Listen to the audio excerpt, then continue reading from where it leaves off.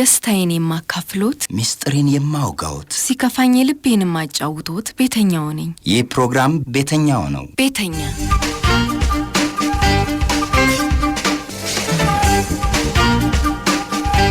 ወደ ገጠር የሚገቡ ሴቶች ዝነጣቸው ቁንጅናቸው ለቤተሰቦቻቸው የሚያደርጉት ነገር ላፍታም ከቤተሰቦቿ ጋር እንድትሰነብት አላደረጋትም።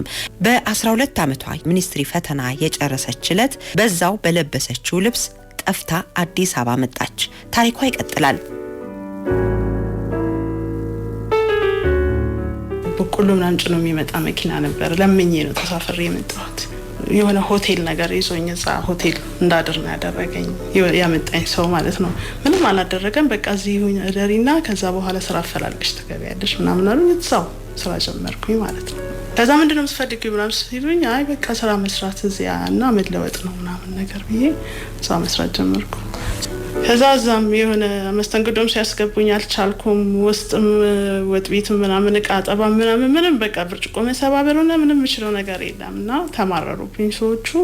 መሰራበት የነበረው ሆቴል ውስጥ ያሉ ሴቶችን በማየት እነሱ በደንብ ገንዘብ ያገኛሉ። ጧት ላይ የሚበሉትን የሚጠጡትን ከዛም አልፎ ለሱስም ለምን የሚያደርጉትን ነገር አያለው። ብዙ ገንዘብ ይዘው ማለት ነው። በቃ ገንዘብ የሚያስገኘው ያ መሰለኝ እኔ። ከዛ በቃ በራሴ ወጥቼ እንደፈለኩኝ ሆኜ መኖር ጀመርኩኝ። ገንዘብ ለማግኘት ሴተኛ ዳሪነት ማለት ነው። በጣም ይዘገንን ነበረ። የተለያየ ትልልቅ ሰዎች ይመጡብሻል። ከኔ እድሜ በላይ የሆነ ሰው ነው የሚመጣው የነበረው። እንደ አባቱ የሆኑ ሰዎች ናቸው። እኔ ደግሞ የዛን ጊዜ ምንም ከቤት ወጥቼ ማላቅ ልጅ ስለነበርኩኝ ይሄ ነውር ነገር ነው። እፈራ ነበር። ጧት ላይ እናደድ ነበር። ለምን ነበረ አለቅስ ነበር። በጣም እንዲስማረር አንድ ሰው ነው ከዛ ቦታ ላይ እኔ በቃ ይሄ ላንቺ የሚሆነው ህይወት አይደለም ብሎ ይዞኝ ወጣ ማለት ነው። አንድ ቀን አደረን። ከዛ ይዞኝ ወጣ። በቃ መኖር የለብሽም እዚህ ብሎ ማለት እንደ ትዳር እየኖርኩኝ አንድ ወለድኩ። ሁለተኛ ልጅ እርጉዝ ስሆን አይመጣም ክፍለ ሀገር። ያው በስራው ምክንያት ነው። ለወር ለ2 ወር ለ3 ወር እየቆየ ነበር የሚመጣው።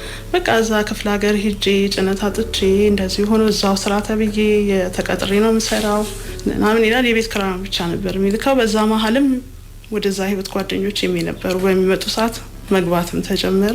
ወልጅ ወልጄም ማለት ነው። ቃሚ በላ አስጠፋ እርጉዝ ሆንኩኝ። ሁለተኛ ልጅ እርጉዝ ስሆን ከተተር ሲሄድ ግዴታ ነው ምርመራ ተባለ። ከአንድም 2-3 ወንድ ጋር ወጥቻለሁ ስላቸው እንዴ ለጽንሱ ሲባል ግዴታ ነው በቃ ባለቤትሽን በሚመጣ ሰዓት ይዘሽው ነው ያሉኝ። እሷን ምርመርም አልፈልግም ማለት እኔ ተመረመርኩኝ። ፖዚቲቭ መሆኔ ታወቀ። በጣም ነው ያዘንኩት። የሞልዶስ ልጅ ምን አይነት ልጅ ይሆን እያልኩኝ ያቆሳስላል፣ ይገላል፣ እንዲያደርጋል ሲባል በቃ ምን አይነት ልጅ ስለኔ ሳይሆን ወዲ ውስጥ ላለው ጽንስ ነው ስጨነቅ የነበረው ነው። ከወጣ በኋላ የሆነ በሽታው በቃ እንደዚህ እንትን ያደረገው ይሆን ይሞት ይሆን ቁስል በቁስል ሆኖ ሰው ሲጸየፈኝ ይሆን ጭንቀት የባሰ ራሴን በጣም ወረድኩ። በቃ ኪሎዬም ወረደ። ከዛ ዶክተሮች ናቸው ጳውሎስ ሆስፒታል ክትትል ያደረጉልኝ 97 ዓመተ ምህረት ላይ ልጅ ወለድኩኝ። ሳየው የሚወጣው የመሰለኝ የሆነ ነገር ነው። በቃ እንደ በሽታው እንደተነገረኝ የሚያምር ቆንጆዬ ወንድ ልጅ ወለድኩኝ ማለት ነው። ከዛ ክትትል እየተደረገለት እዛ ከ2 ዓመት በኋላ ልጄ ነፃ ሆነ። ደስ አለኝ። ከዛ በፊት የወለድኳትም ልጄ ትታይልኝ ብዬ ጥቁር አንበሳ ሆስፒታል ወሰድኳት። እሷም ስትታይ ነፃ ሆነች። በጣም ተደሰትኩ። ከዛ በኋላ መኖርን ጓጓው ማለት ነው። መጠንቀቅ እንዳለብኝ አወቅኩ። ወደ ሌላ ሰዎች ጋር ለልጆቼ ስል መኖር እንዳለብኝ አወቅኩ። ከዛ በኋላ ስራ መስራት አለብኝ። ወጥቼም ችርቻሮን ንግድ ምንም ማድረግ አለብኝ። ምንም በስነ ስርዓት መውሰድ ጀመርኩኝ። መድኃኒቴን በትክክል መውሰድ ጀመርኩ። ባለቤቴ መጣም አልመጣም እኔ ነኝ በቃ እዚህ ጋር ለራሴ መኖር የምችለው። የሚደግፈኝ አካል ካለ የሚረዳኝ አካል ካለ የሆነች ነገር ነግጄ መኖር እችላለሁ አልኩ። አዲስ ከተማ ክፍለ ከተማ ላይ ትንሽ የመነገጃ ቦታ ስፍራ ሰጡኝ። ተለጣፊ ሱቅ እዛ ውስጥ ቺፕስ እየጠበስኩኝ ልጆቼን በቃ ጥሩ የሚባል ነገር ውስጥ ገባሁኝ ማለት ነው። በጣም ማዝነው። ለምን ለልጆቹ እንደ አባት አይሆንም? የአባትን ፍቅር ይፈልጋሉና አባቶች ለልጆቻቸው የሚያደርጉትን ነገር ታያለሽ። የኔ ባል ለምን እላለሁ። በቃ አለመማሩ ይሆን እላለሁ። አልተማረም፣ ትምህርትም ሱስ ስላለበት ይሆን ያጨሳል። እኔ ማቀው እሱ ለመጠጥ ብዙ ሲጠጣ አላውቅም። ለምን ይሆን እላለሁ። በቃ አዝናለሁ። እንደዚህም እየተባለ 3ኛ ልጅ እርጉዝ ሆንኩኝ። አሁንም እዛው ጳውሎስ ሆስፒታል ነው ክትትሌ። ልጄ 7 ወር ሲሞላት እርግዝና ወቅት ጤነኛ ልጅ አትወልጂም መውረድ አለበት አሉኝ። ደነገጥኩኝ። ጀርባዋ ክፍት ነበር፣ ጭንቅላቷ በውሃ የተሞላ ነበር። በጣም አድጋለች፣ ከፍ ብላለች። አልትራሳውንድ ላይ ሲታይና ልጄ ትገላበጥ ስለነበር የልብ ትርታዋን ሰማ ስለነበር እንድትሞትብኝ አልፈለኩም። ወለድኳት። ከዛ በኋላ ተቸገርኩ፣ ብዙ ተሰቃየው። ያ ሁሉ ሲሆን ያው ብቻዬን ማለት ነው። እሱ በቃ ያው እዛው ክፍለ ሀገሩ ነው። ውጭ ላይ አውጥተን አንለምልም። ልጆቼ እናንተም ደርሳችሁልኛል። እኔም የተሻለኝን አለ የተባለ ስራ ሰርቼ ለሷ የሚያስፈልገው እናደርጋለሁ። በዳይፐር ናት 2 አመት 3 አመት ይሆናት መጣ። ወሳ እዚህ መጣሁ 2 አመቷ ላይ ወሳ ሲሄድ ወተት ምናምን ድጋፍ ካለ እንዲህ አይነት ችግር ደርሶብኝ አልኳቸው። መዝገባ መድኃኒት ካርዲን ኮፒ፣ መታወቂያ ኮፒ፣ የልጄን ፎቶ ምናምን ልጄን ይዤ ወስጄ አፈላለገችልኝና በግል አገኘች ወተት የሚገዛላት። ከዛ ወተቱን እየሄድን ከዛ እንወስዳለን። 3 ወር ምናምን ወተቱ በቃ ቆመ። ምግብ ማግኘት አልችልም። ያን ሁሉ ነገር በቃ ሲከሰት ያው ኑሯችን እንዳልነበረ ሆነ ማለት ነው። ከዛ ሲስተር ማርታ ቡና ምናምን ስሪ ብላ አሁንም የሆነ ሰው ፈልጋ ቡና እዛው ቦታ ላይ ቦታው እንዳለ ነው። እዛው ቦታ ላይ ቡና ጠጡ መስራት ጀመርኩኝ። ከዛ በኋላ አሁንም አልቻልኩም። በቃ ምን ማድረግ አለብኝ ምናምን እያልኩኝ እዚህ ደግሞ አይጄ የሚባል ፕሮግራም አለና ለመነገጃ መደገሚያ የሆናቸውን እንቅስቃሴ ስለምታደርጊ እና ብለው ብር ሰጡኝ። እሱን ወስጄ ወንበር ገዝቼ ሁሉን ነገር አድርጌ ቡና ጠጡ እየሰራ በቃ ልጅቷም አሁን ደህና ሆናለች ብዬ ሙሉ ነገር ካስተካከልኩ በኋላ ታመመች። በጣም ታመመች። ትኩሳት ምናምን ሲሆን ወሰድኳት። ጴጥሮስ ነው ክትትሏ። እዛ ገባን። ወር ከምናምን ተኛን። ይሄን ገንዘብ ከተወሰድን በኋላ ማለት ልጆች አብረውኝ። ከዛ ልጅቷ አልሆንም አልተረፈችም፣ አረፈች። በጣም ነው ያዘንኩት። ብዙ ተሰቃየን። አልሆንም በቃ ወሳድም ተባብሮኝ የሰጠኝን ገንዘብ ምናምን እሱንም አድርጌ የተሻለው አስታምሚያት ነበር። አልሆነም፣ አረፈች ልጄ። አሁን ወደ ስራ ተመልሼ ልገባ ነው። ልጆቼም ትምህርታቸውን ይቀጥላሉ። አቋርጠው ነበር። ትንሽ የተቀማጭ ገንዘብ 2000 ምናምን ብር አለች። እሷን አጥቼ ቡና ጠጡን ላይ ያዛ አዲስ ከተማ ላይ የተሰጠችኝ ቦታ አለች። እዛ ጋር መስራት ነው እንግዲህ። ከዚህ በኋላ ራሴን ወደ ስራ ገብቼ ተጽናንቼ ልጆቼም ደህና ደረጃ ማድረስ ፈልገው የደረሰልኝ ድርጅት ቢሆን ኖሮ ይሄ ነው። ሌላ በቃ እንደዚህ ነው እንዲህ ነው ብለንም ሰው መጠየቅም አልፈለግንም። እኛም አውጥተንም እንደዚህ መለመንም አልፈለግንም። ልጆቼም ነበሩ ከጎኔ የሚያግዙኝ። ወሳድም ደግሞ አሁንም በመሀልም እንደዚህ አይነት ነገር አይጄ ሲመጣ ይሄ ገንዘብ እንድሰራ ራሱ ነይ ብለው የጠሩኝ ቀድመው እኔን ነው። እሺ ብዬ መጥቼ ያችን ገንዘብ በማግኘትም ለስራዬም አሁን እርሾ ነገር ሆናኛለች። ቦታዋ መኖሩ ያቺ እቃ መኖሩ ወንበር፣ ይሄ ፌርሙዝ ምናምን ሲኒዎች የተሟሉ ነገሮች መኖራቸው ገንዘብ ማጣት ነው አሁን ችግሩ እንጂ መቀመጫውን ምኑንም ያችን ቦታ አስፋፍቼ ጽድት አድርጌ መስራት እፈልጋለሁ ወደፊት ማለት ነው። አንዳንዴ ህይወት እንዲህ ትሆናለች። በችግር ላይ ችግር፣ በመከራ ላይ መከራ፣ በሐዘን ላይ ሐዘን። ባለታሪካችን የገባችበት አስከፊ ህይወት ከህይወቱ ተላቀቁ ስትል ያጋጠማት ትዳርና ሐዘን እጅግ ከባድ ነው። ይህች ሴት ቀድሞ ለስራ የሚያስፈልጋትን ቁሳቁስ ብትገዛም መንቀሳቀሻ የሚሆን ገንዘብ ትፈልጋለችና ማገዝ አለንልሽ ማለት የምትፈልጉ አድማጮች ወደኛ ብትደውሉ እናገናኛችኋለን። በ0946 34 94 44 ወይንም በ0936 80 30 80 ላይ ደውሉ ወይንም አጭር የጽሁፍ መልእክትም መላክ ትችላላችሁ።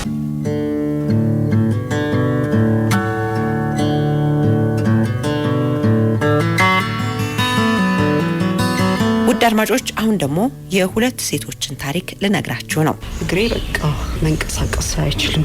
በሕክምና ፖሊዮ ይሉታል። ያኔ በጣም ብዙ ታመሙ ነበር አሉ። የ1 አመት የልደት በዓሏን ካከበረች በኋላ ህይወት ተቀየረ።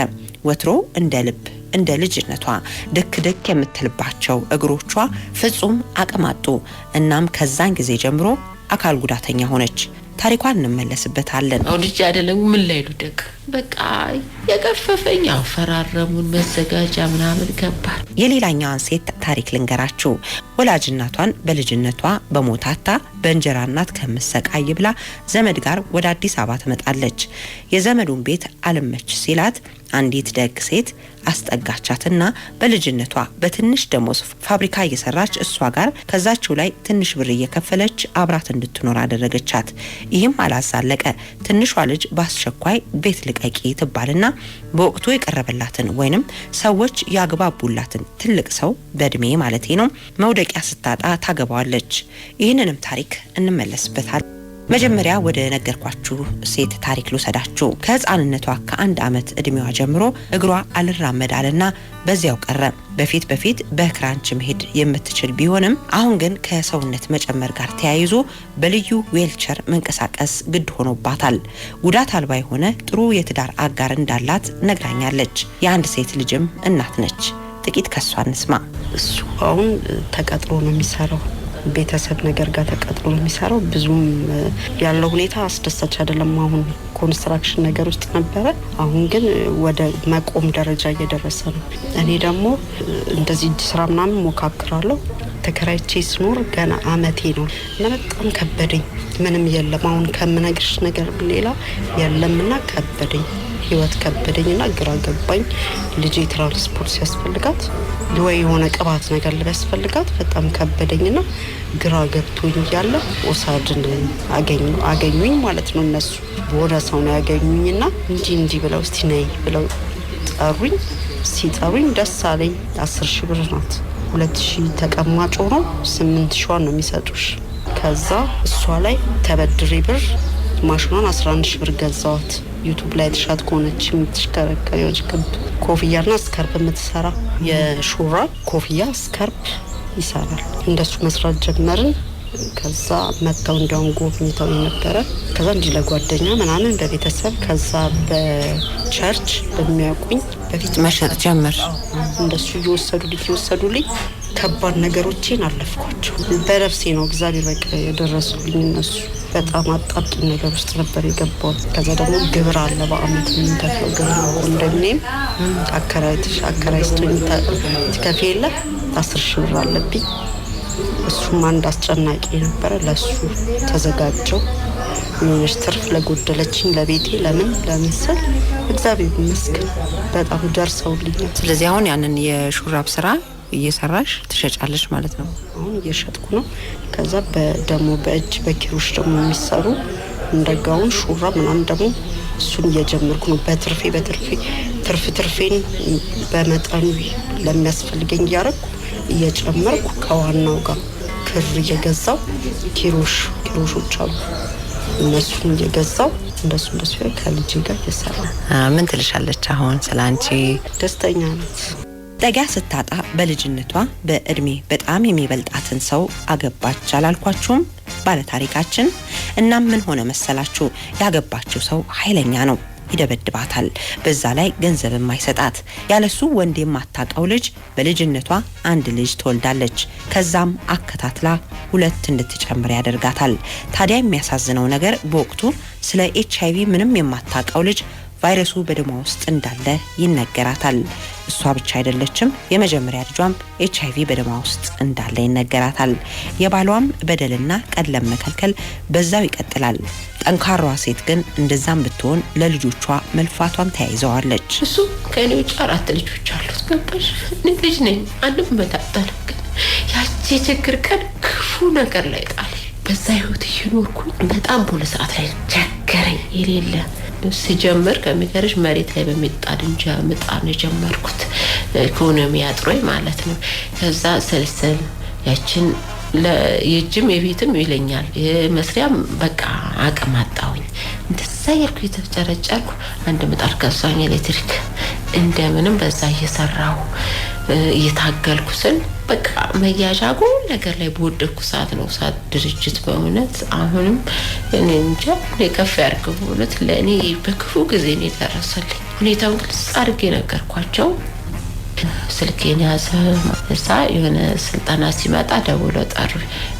ችግር እንጂ ትንሽ ደገፍ የሚያደርገኝ ነገር ካገኘ ምሰራ ነኝ፣ ሌላ ምሰራለሁ።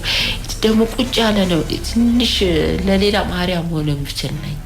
ሲመጡ እየሰራው ምንድነው አለ መቀየሪያ ጥቼኖችን ዳቦ መጣድም ባገኝ የበዓል ጊዜ ዳቦ ካክራለሁ ብዬ ብለጥፍ በበዓል ጊዜ እንደዛ መብራት ሲጠፋ ደግሞ ላቀችመኝ ነበር ግን ኢኮኖሚ ዞይ ነው አልኳቸው በጣም አዘኑ ትኩስ እንጀራ ብሉ ብዬ ምሰራበት ተበስ ያለች ልጅ በዛው ውስጣው በቃ ደስ አላቸው ያችን ድጋፍ ሰጡ አደረጉልን ጠሩን ስልጣና አደረጉና እና በዛች መተው ማዩኝ ደስ ይላል ያምሰጪ ድርጅት ከፍ ብሎ ሲያይ ደስ ይላል እና ባለቤት በቃ እና ስጋግራንቺ በባላለው ብለሽ ተቃጠ ይለኛል ምን ላካችሁ ልጆች ቀደም ሲል ያቀረብኳቸው ሴቶች በርካታ የኦሳድ ተጠቃሚዎችን ይወክላሉ አቶ ጥበቡ ጌታቸውና አቶ ደሳለኝ መርጃ የቀን ሰራተኞችን እናገኛቸዋለን ስራ አጡ አንዳንድ ጊዜ የሚቆሙ ወጣቶችን እናገኛለን ጠርተን ነው እነሱ ምናስተምራቸው በእኛ ማፕ ያደረግናቸው ቦታዎች አሉ እዚህ ጋር ነው የሚለው ላይ ከሱ ጋር ተያይዞ እንግዲህ ምንድነው ሶሻል ድራግ አለ ሲጋራ ጫት የመሳሰሉትን የሚጠቀሙ አሉ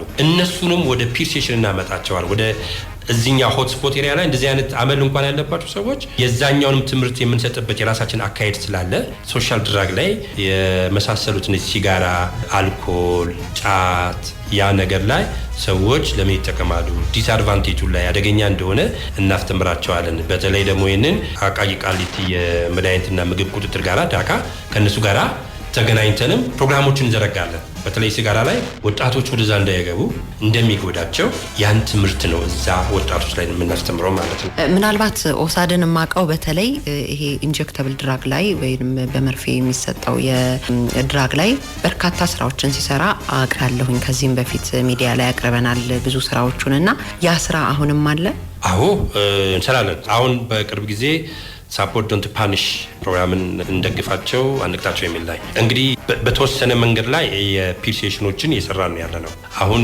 ይሄንን ፕሮግራም ጠንከር አድርገን ከሚመጡት ወራቶች ጀምሮ ለመስራት ሞር እንደበፊቱ ማለት ነው ያሰሩን ያለነው ነገር ግን ፒር ኤዱኬተሮች አሉ ኢንጀክቲቭ ድራግ ተጠቃሚዎች ራሳቸው ሆኖ ያቻላቻ ትምህርት የሚሰጡልን አለ ይሄ ድብቅ ስለሆነ አይነግሩሽም ወጣቶች ተደብቆ ነው የሚያደርጉት ትምህርት ቤት ላይ ብትጂ አሁን እንደዚህ ሆነውን እኮ እንደዚህ እናያለን ይላሉ ልጆቹን ሲጠይቃቸው ምን ያላደረግ ነው የሚሉትና ይሄ ግለሰባዊ ሁኔታ ነው ኢንተርናል የሚያደርጉት ጉዳይ ነው ያለውና እኛ አሁንም እዛ ላይ ትኩረት እናደርጋለን አንዱ ነገር እንግዲህ ምንድነው ሶሻል ድራግ የሚወስዱ ሰዎች ጫት ቅሞ አኝኮ እንትን ሲለው ሲደክመው ወደ ኢንጀክቲቭ ድራግ ነው የሚወጣው ወደዛ እንዳይሄዱ ነው እዛ ጋር መቅጣት የምንፈልገውኛ ማቆም የምንፈልገውና ይሄም ስራዎች የምንሰራበት ሁኔታ ነው ያለውና የሰራንም ነው ያለነው ደስታዬን የማካፍሎት ሚስጥሬን የማውጋውት ሲከፋኝ ልቤን የማጫውቶት ቤተኛው ነኝ ይህ ፕሮግራም ቤተኛው ነው ቤተኛ